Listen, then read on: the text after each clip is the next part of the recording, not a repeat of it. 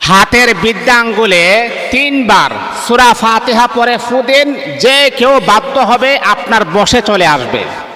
আপনি যদি কোনো মানুষকে নিজের আয়ত্ত নিয়ে আসতে চান, কি যদি মনে করেন আপনার স্বামী আপনার কথা শুনে না, আপনার স্বামী বিদেশে আছে, সে আপনার কথা শুনে না, আপনি এমনকি আপনার নাম্বার পর্যন্ত ব্ল্যাক লিস্টে রেখে দিয়েছে, আপনার একটা ছেলে মেয়ে আছে, তাদের ভরণ পোষণ আপনি কিভাবে দিবেন? অনেক নারীরা এমন ডিপ্রেশন, এমন পেরেশানির ভিতরে আছেন।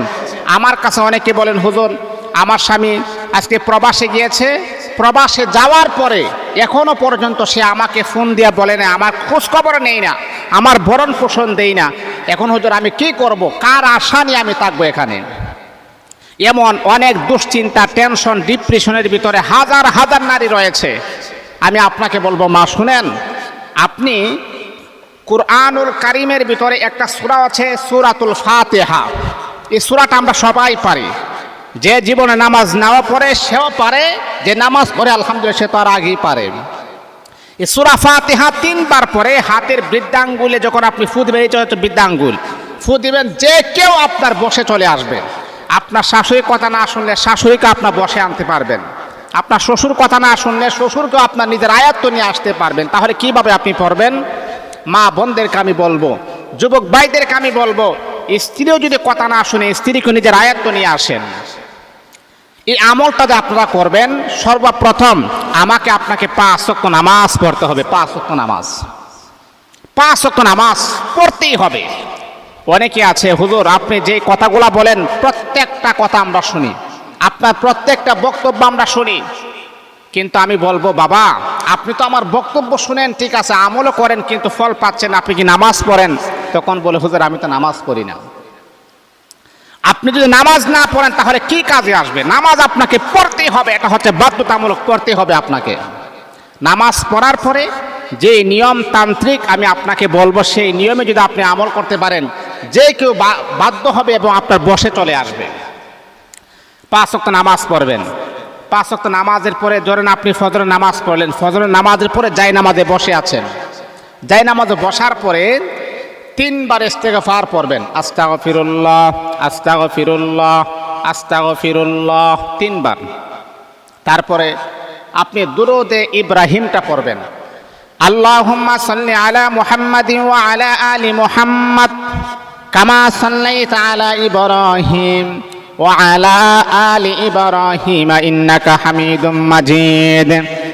আল্লাহুম্মা বারিক আলা মুহাম্মাদিন ওয়া আলা আলি মুহাম্মাদ কামা বারাকতা আলা ইব্রাহিম ওয়া আলা আলি ইব্রাহিম ইন্নাকা হামিদুম মাজিদ।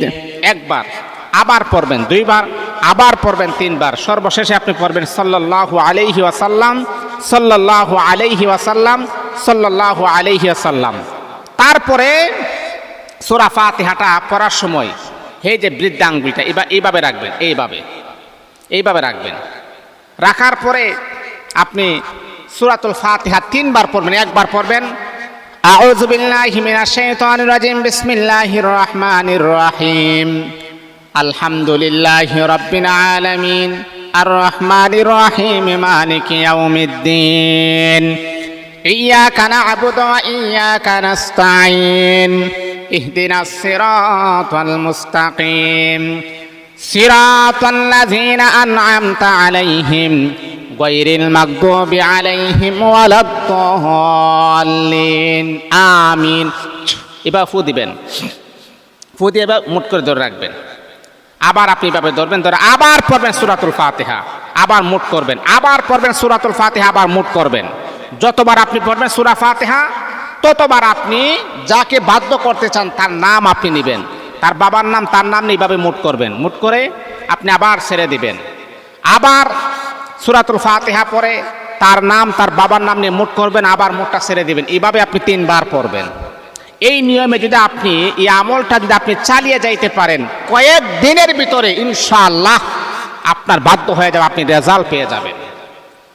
আপনি কয়েক দিনের ভিতরে তাকে আপনার নিজের আয়ত্ত নিয়ে আসতে পারবেন। তাহলে মা, এত বড় গুরুত্বপূর্ণ কোরআন আমাদের ঘরে আছে, আমাদের পাশে আছে, বাড়িতে আছে, তারপর কেন আমরা অনীহা ফিল করি? কেন আমরা কোরআন ছেড়ে দিই? কেন আমরা কোরআনের কাছ থেকে অনেক দূরে চলে আসি? কেন, কোন কারণে? এই কোরআন আমাদের পাশে আছে, কোরআনটাকে আপনি জীবন্ত নসিহত হিসাবে গ্রহণ করেন, এই কোরআন আপনাকে সুন্দর একটা পথ দেখিয়ে দিবে। আল্লাহ